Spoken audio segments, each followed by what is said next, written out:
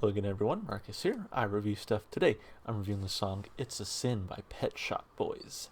This is part of my ongoing series where I'm listening to songs that come from albums that are on Rolling Stone magazine's list of the 500 greatest albums of all time. The way this series works, if you're not aware, is that I'll do reaction videos for, usually about two, sometimes on the rare occasion three songs from each album. And then eventually I'll go and listen to the rest of the album just on my own, and I'll come back and let you know what I thought. So this song comes from number 435 on the list, Pet Shop Boys, actually.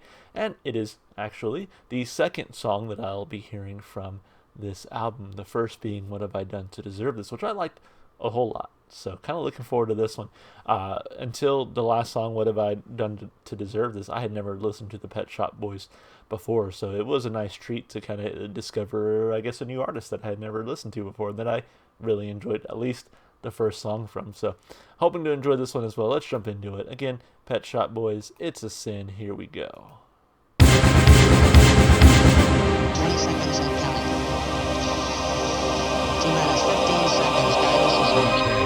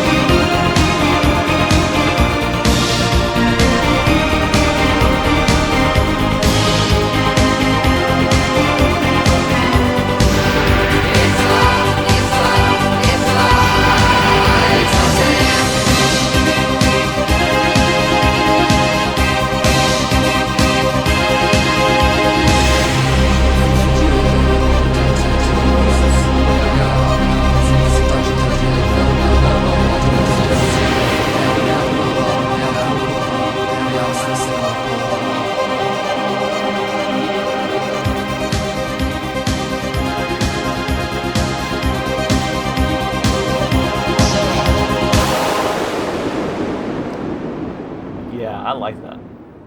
It was fast. It was fun, and I don't know if they were. I'm guessing they were probably making music around the same time that Depeche Mode was, because this one felt. Whereas, what did I do to deserve this? Felt a little bit poppier. This one felt more like sort of like that dark synth wave, that I think, to my experience, I've heard mostly from Depeche Mode. Again, haven't ever heard the Pet Shop Boys until these last two songs that I've done from them, and haven't really heard too much else from that genre. So I'm not sure who came first or who inspired who or whatever, but yeah, listening to this gives me like a little bit of Depeche Mode vibes, but it also gives me like obviously these guys did come first here in this situation, but it gives me like Carpenter Brute and like Mega Drive and that sort of the sort of new wave of that dark synth wave, to me, I can see how this influenced some of the artists that I like now. Again, like Carpenter Brute, Mega Drive, etc. I could hear it from that first little like intro. It was very, I think, unique in that sense that it was like, oh, this is like where they got their inspiration from, probably.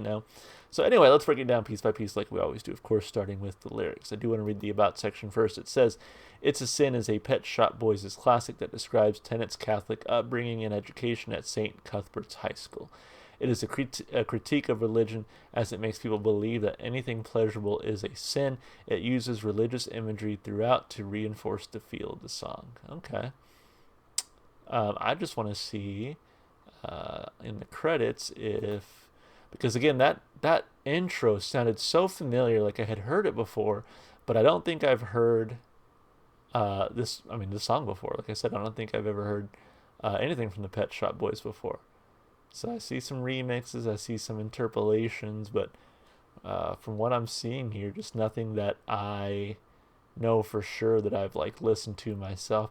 So I wonder if it's just again being an inspiration for some of those artists I like now. So anyway, let's look at those lyrics. So 20 seconds and counting, T minus 15 seconds, guidance is internal. When I look back upon my life, it's always with a sense of shame. I've always been the one to blame for everything I long to do, no matter when or where or who has one thing in common too. It's a sin. It's a sin. Everything I've ever done, everything I ever do, every place I've ever been, everywhere I'm going to. It's a sin. Let me tell you something. As somebody who was raised Catholic, I've definitely felt this before, where it was like, it's like, so what isn't a sin? The list of things that aren't a sin might be shorter than the things that are a sin at this point. And so I kind of relate to this, right? Like everything I ever do, every place I've ever been, all of it is just a sin in the eyes of like this church. At school, they taught me how to be so pure in thought and word and deed. They didn't quite succeed, for everything I long to do, no matter when or where or who, has one thing in common too. And again, that thing in common is that they're a sin, right? So they try to beat you out of it. They try to talk you out of it. They try to say, hey, here's the real way to live, that kind of thing. But it doesn't always work. And we know that. Like most Catholic people I know, I'm thinking of like the people who were in my like church youth group and stuff like that. I mean, they do plenty of sinning. So, but it's just like, yeah, for everything I long to do, every way I want to live my life is a sin in these people's eyes. It's a sin. It's a sin. Everything I've ever done, everything I ever do, every place I've ever been, everywhere I'm going to, it's a sin. Father, forgive me. I tried not to do it. Turned over a new leaf, then tore right through it. Whatever you taught. I thought that was a great line, by the way. Turned over a new leaf, then tore right through it. That's such a great line. Whatever you taught me, I didn't believe it. Father, you fought me because I didn't care, and I still don't understand. So, sort of almost ironic, right? Like, Father, forgive me. Sort of praying to this God who has obviously like forsaken him, right? It's like, I can't do anything to please you. And to the point where it's like, you don't even like me. Father, you fought me because I didn't care and I still don't understand. So I look back upon my life forever with a sense of shame. I've always been the one to blame for everything I long to do, no matter when or where or who, has one thing in common too. It's a sin. Everything I've ever done, everything I ever do, it's a sin. Is this like Latin that I'm... outro. I confess to Almighty God, to you, brethren, that I have sinned exceedingly in thought, word, deed, and omission. My fault, through through my most grievous fault. Okay. Yeah, so yeah, using that imagery of like Catholicism of religion to just point out that like sometimes it's hard to live by that stuff because everything is a sin, really, when you break it down. And so most Christians and most Catholics, whether they choose to admit it or not, don't follow most of the doctrines and teachings anyway. You know, they sin all the time. So it's like, you might as well do it. Anyway, again, lyrically, this is something that I highly relate to, having been a Catholic and not being one anymore. Mom, Dad, if you're watching this, get over it, I guess, you know. But it's relatable. Two big thumbs up lyrically. As far as instrumentation and vocals go, again, like the vocals, you get a little bit of that sort of spoken word style with a lot more singing. You know, the thing with What Did I Do to Deserve This is they had Dusty Springfield on there, and I thought that he added a whole lot to that song, I think, vocally. And I almost kind of missed that on this song, although I still think it is pretty solid vocally. But where it really shines is instrumentally with, again, that sort of darker synth, that faster pace, the drum track, everything I think really worked to make a fast-paced, energetic, fun song to listen to.